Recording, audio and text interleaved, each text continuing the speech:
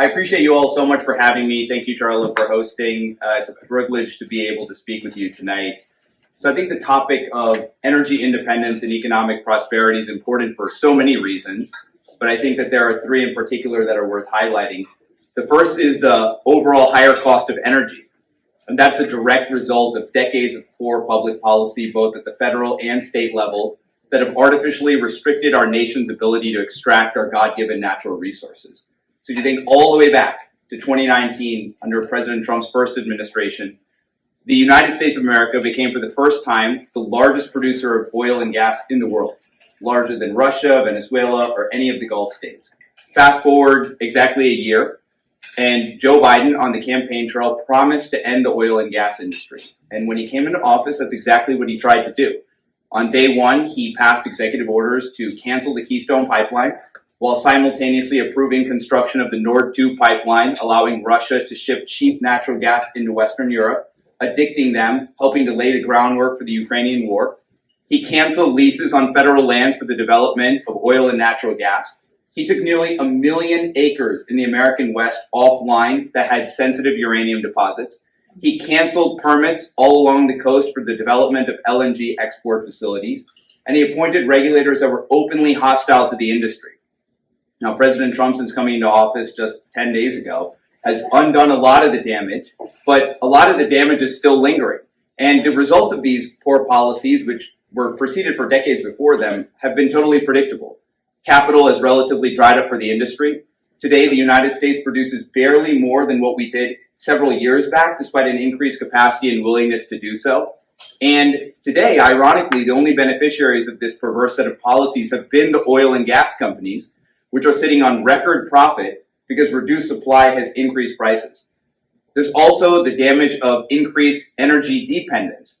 The United States today has no natural gas reserves that could power us for 200 years. We have enough coal to power us for 1,000 years. It's inexcusable that our country should be begging hat in hand to third world tin pot dictators who happen to be blessed on sitting on top of gas stations like Venezuela and Russia to provide us with energy when we have everything that we need right below our feet. And finally, our country and our state, we're not producing enough energy. And to the extent that we are, too much of it is coming from unreliable source of power. And that leads to continued blackouts and brownouts and conservation notices.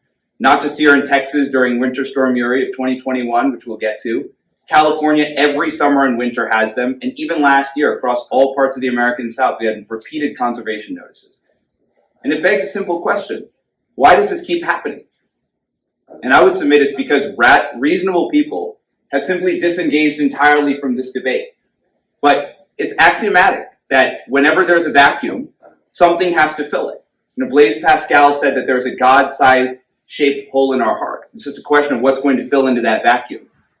And into that void, liberals have been very aggressive in pushing their preferred policies and jargon into the void. ESG, DEI, renewables, the Green New Deal. But these secular false idols, which is exactly what they are, they're not based on what's in the best interest of the country or of our people. They're a false search for purpose and meaning. But all the while, they're deeply destructive to our national growth, to our investment returns by artificially prioritizing virtue signaling at the expense of maximizing shareholder value. And they're also deeply destructive to our quality of life. And yet, for the most part, we've just stood around the circle on the outside criticizing the most exaggerated and ridiculous aspects of these policies. Like the idea that you could somehow ban cows from farting, or that you can ban private air travel. And those ideas are ridiculous, they're absurd, they deserve to be mocked and pilloried.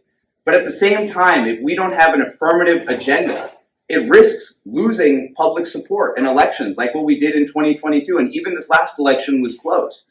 And so the key for us as a country and as a state is to embrace the twin pillars of energy independence and economic prosperity. That begins by embracing the power of abundance.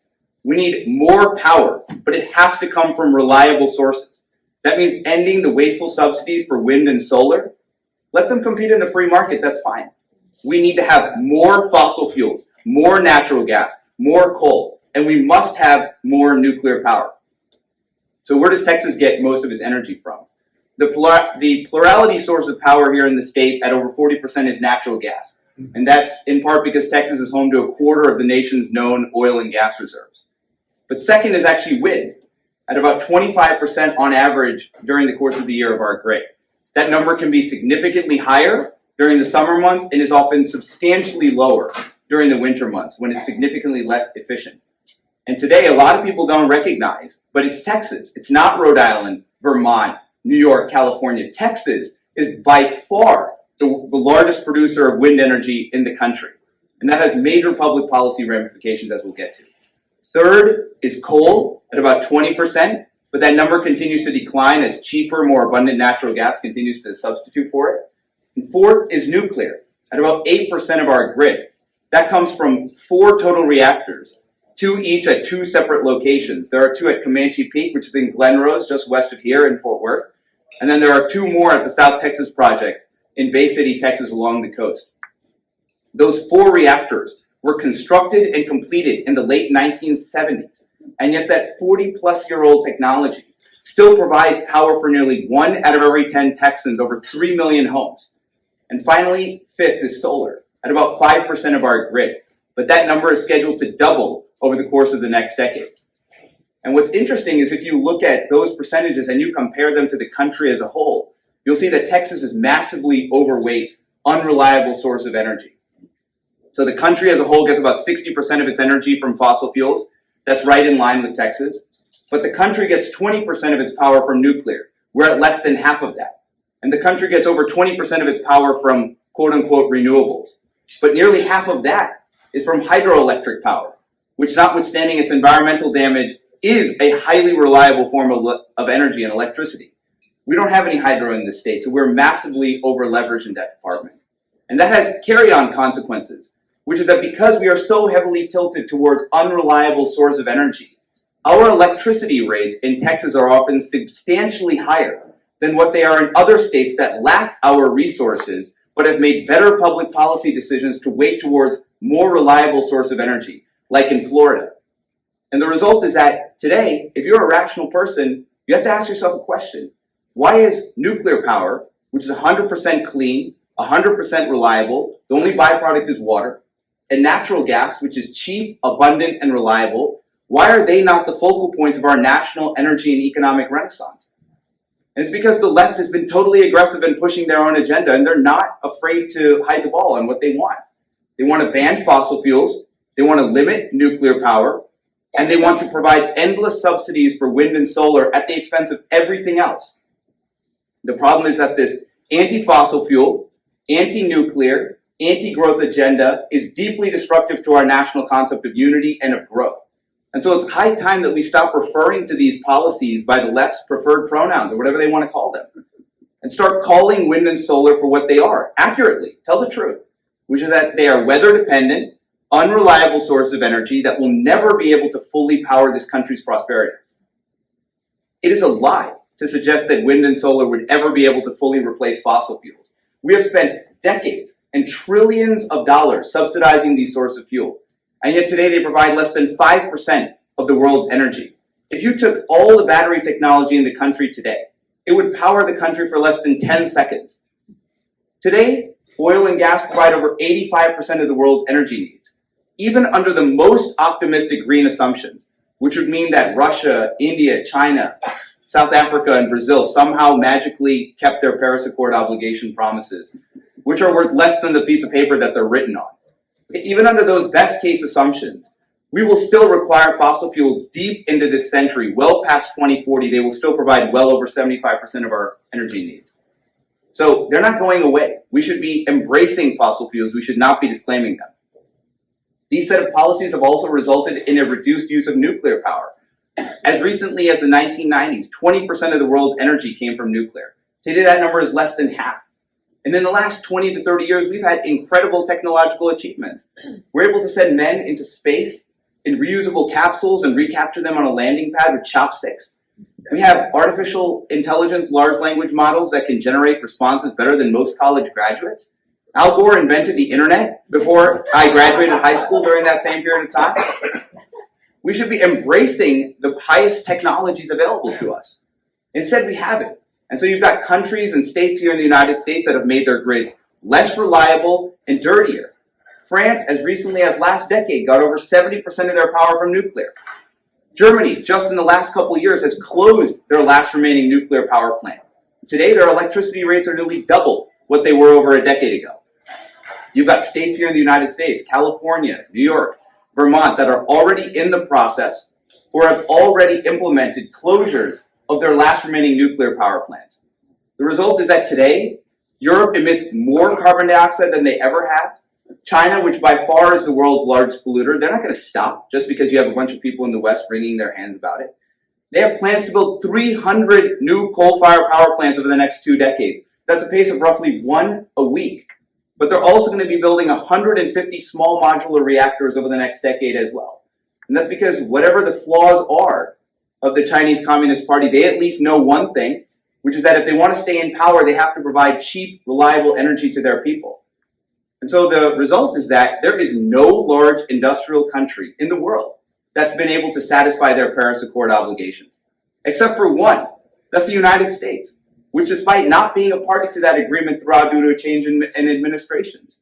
But we created the hydraulic fracturing revolution. We embraced clean burning natural gas. We maintained nuclear power roughly the same percentage. And the result is that today, since the year 2000, our country, we've cut our carbon emissions by over 20%, 800 million metric tons. That's more than the entire European Union combined. And since 2004, not due to some government bureaucrat mandate by some pinhead sitting in Brussels or DC or in Austin, but due to the technological and entrepreneurial innovation of the American people, we've cut our emissions by over 1% a year. That achievement should be lauded. It deserves to be praised. And it's a rejoinder to the lies that the left tells about this country. We should also be honest about the drawbacks of wind and solar.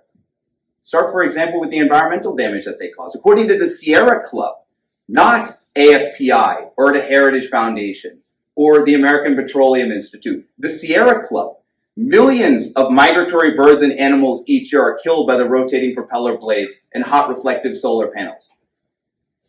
You look at the rare earth minerals that are required for batteries, solar panels, and wind turbines, like lithium, cobalt, and nickel. They're incredibly energy intensive and environmentally destructive to mine. Set aside for a moment the fact that they're often unfortunately found in some of the countries that hate us the most, like China, Russia, and Afghanistan. 50% of the world's known available nickel resources are found in the sensitive rainforests of Indonesia, where in order to excavate for a single mine, requires clear-cutting so much pristine forest it releases the carbon equivalent of 12,000 cars idling on a highway. These are not clean sources of power. Wind and solar also lack what's known as energy density. That's a fancy way of saying the amount of power that can come from a given unit of a resource. Nuclear power is the most energy-dense resource known to man. A close second is fossil fuel. But just to demonstrate the discrepancy, in order to approximate the same amount of power that could be generated from 1 square mile of a nuclear power plant would require 75 square miles of solar panels. That's more than 3 times the size of the island of Manhattan. And all the while, you can't use it for recreation, for agriculture, or for wildlife. And at the end of the 20-year useful life cycle of those solar panels, they can't be recycled. They're going in a landfill, where all the toxic metals and plastics are going to leach into the soil and the groundwater. Compare that to nuclear power. If any of you have seen Oppenheimer in the last couple of years, a very good movie. Tells a story about Robert Oppenheimer. Nuclear power has been known to us in this country since the 1940s. Today, there are about 95 to 100 operational facilities across the country. And in total, they produce about 2,000 metric tons of spent fuel rod waste each year. That waste becomes less radioactive with time. In total, since 1940 through present, there is a total of just less than 100,000 metric tons of spent fuel rod waste being stored across the country. That might sound like an abstract number and quite large, right? But if you were to gather it in a single location, all of that waste could fit in a single football field less than 15 yards high. That is a fraction of the amount of waste that's produced even on an annual basis from any other source of energy. And so when you consider the total life cycle cost, from drilling to operation to the eventual decommissioning of a power plant, it's often the case that wind and solar have way higher emissions then definitely nuclear, but even fossil fuels. Wall Street Journal had an article a couple of years back where they found that in the first 5 years of ownership of a Tesla, that you would be responsible for more emissions than if you drove a traditional internal combustion engine car. And that's not a criticism of Elon Musk. He's a phenomenal innovator. He's a modern day Da Vinci. We all in this room owe him some debt of gratitude for preserving a modicum of free speech and what he's doing for government efficiency. It's not even a criticism of Teslas, which are phenomenal cars. It's simply to say that if you're asking the American people to make a theological conversion against their interests and against their will, you have an obligation to level with us with the pros and cons of these technologies. Which brings us to the biggest drawback, which is that wind and solar, they are not scalable. You can't huff and puff on a wind turbine. You can't shine an iPhone flashlight on a solar panel to generate more power when you need it. That makes them fundamentally unreliable, which means that in the event of the inevitable emergency, it's the taxpayer and ratepayer that's left holding the bag, scrambling for backup power. But fossil fuels and nuclear solve nearly every one of those problems. Yeah, they have their own problems as well, their own, but they at least solve those. And yet by foolishly fetishizing wind and solar at the expense of everything else, this set of poor public policies has set the stage for our current condition. And that set of poor policies was felt most acutely here in Texas during Winter Storm Uri of 2021, when 2 inches of snow and ice brought the state to its knees, resulted in the deaths of hundreds, if not thousands, of our fellow citizens, and made us a domestic and international laughingstock. My law school roommate from Cleveland, I felt embarrassed sending him a picture outside my home. 2 inches of snow is like a day ending in Y for somebody who grows up along the Midwest. And yet that's where we were.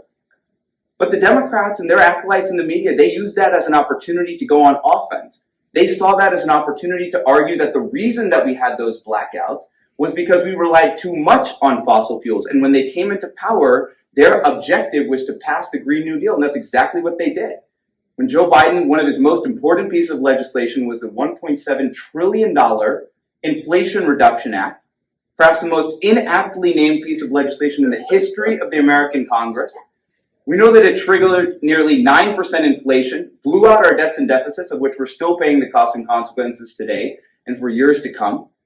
But that's because it wasn't an economic deal. That was a Green New Deal in disguise, or perhaps even out in the open. It provided billions of dollars in subsidies for the development of wind turbines, solar panels, subsidies for the purchase of electric vehicles for people who already have the economic means to do so, provided next to nothing for the nuclear industry, zero for natural gas, zero in the form of new permitting reform for new transmission lines and grids.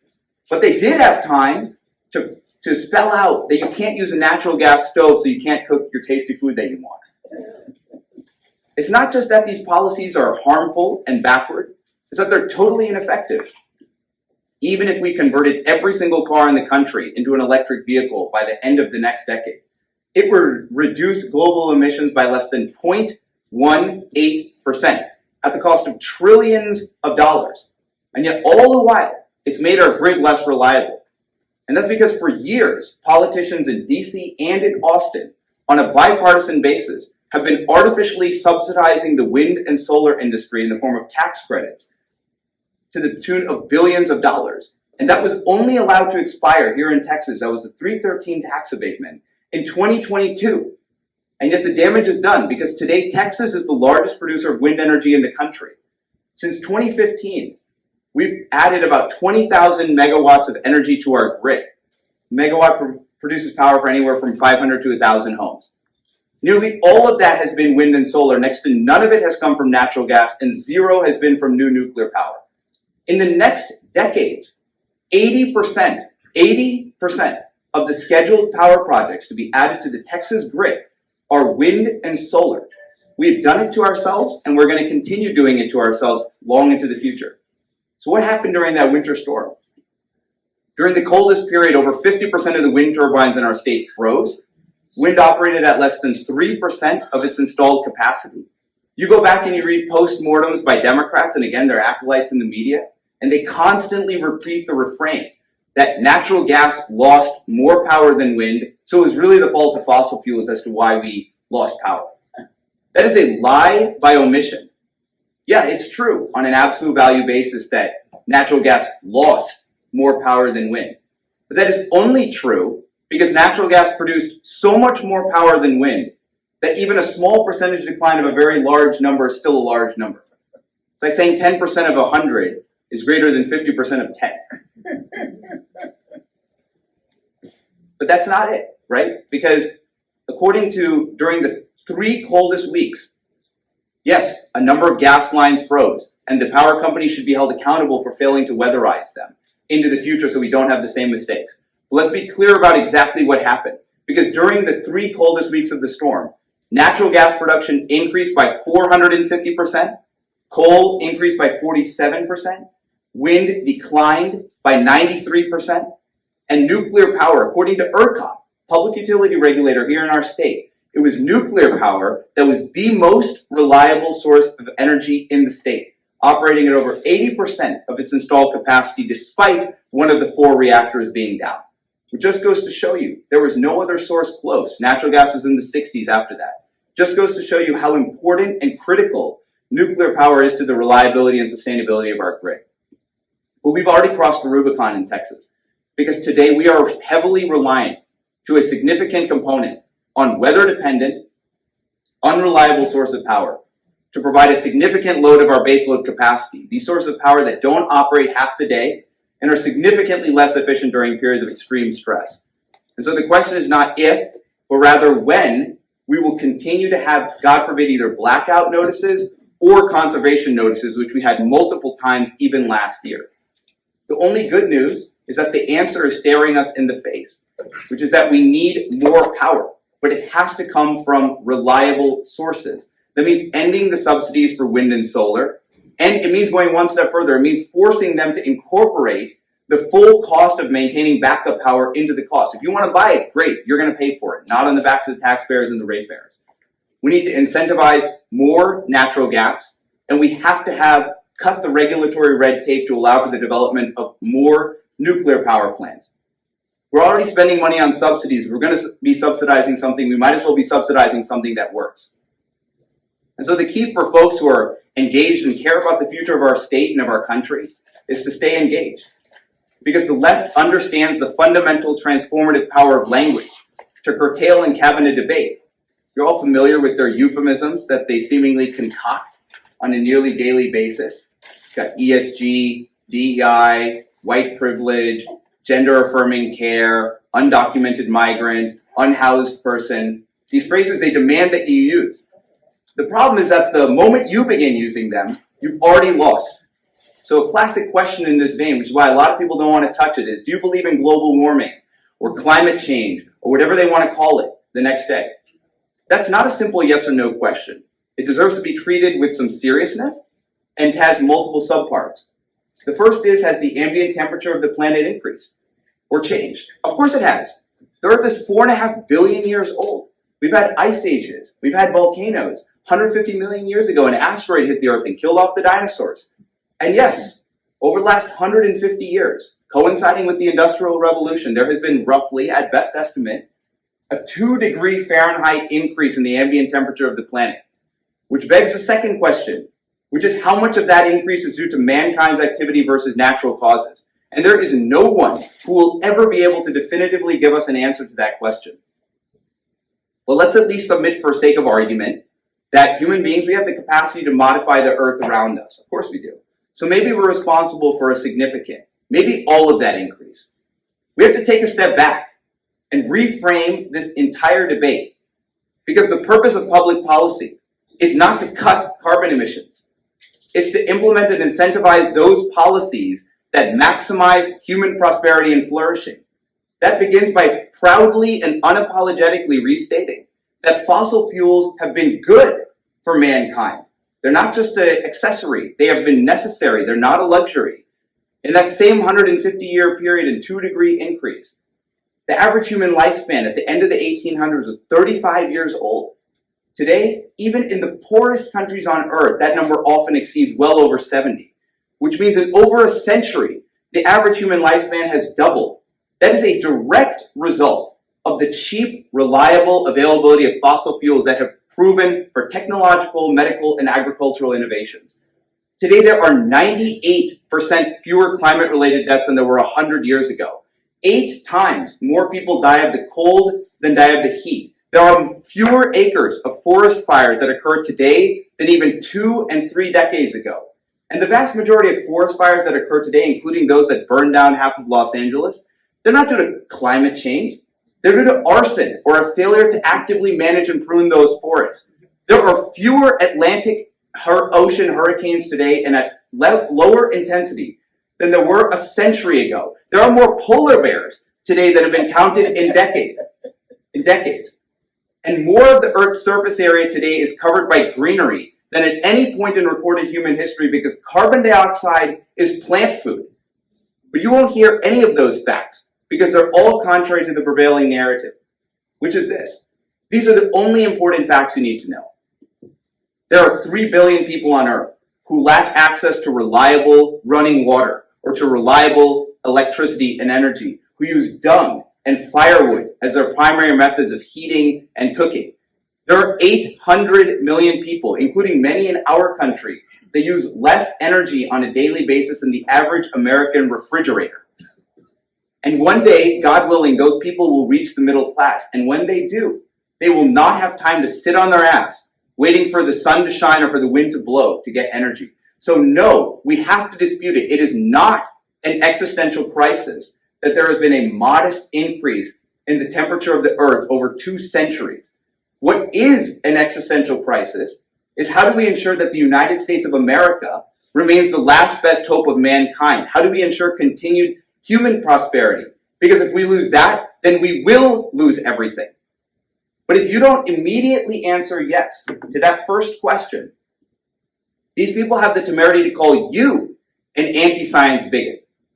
This is despite the fact that these are the same people who don't believe in the science of hydraulic fracturing or nuclear power. They don't believe in the basic biological fact that life begins at conception. They think that boys and girls are interchangeable, that they should change in the same locker room, compete in the same sports. They convinced you that forcing your 2-year-old toddler to wear a piece of cloth over their face would prevent them from contracting an airborne respiratory virus. And these are the same people who still believe that a virus created in a laboratory in Wuhan, China, which they still think came from eating a pangolin in a wet market, that it will not infect you if you're a BLM or Antifa rioter causing $3.5 billion worth of property damage, vandalizing precious American cities and monuments in the process. But it would infect you if you were a business owner peacefully protesting to keep your commerce open, or you were a concerned parent at a school board meeting demanding that your child's school be kept open, or that they actually learn reading, writing, arithmetic, and the proper contextual history of our country rather than being indoctrinated with trash like radical gender ideology and critical race theory. No, they are the anti-science bigots whose false idols have to be challenged. So just raise a simple question. There's an entire political party that's outside this room that proclaims to believe in something called climate and racial justice, whatever the hell that is. But if they really believed in something like that, why would they oppose the only source of power known to man that's 100% clean, 100% reliable, its waste can be stored safely with very minute cost, its only byproduct is water, to provide cheap, reliable energy for all of our fellow citizens? It's because when you think about it, this entire debate is a smokescreen. It has nothing to do with the environment or the economy or the well-being of our fellow citizens. It has everything to do with one thing and one thing only. That's power and control. They want control of the narrative, and they want control over your reduced standard of living. So don't give it to them. I appreciate your time. Thank you.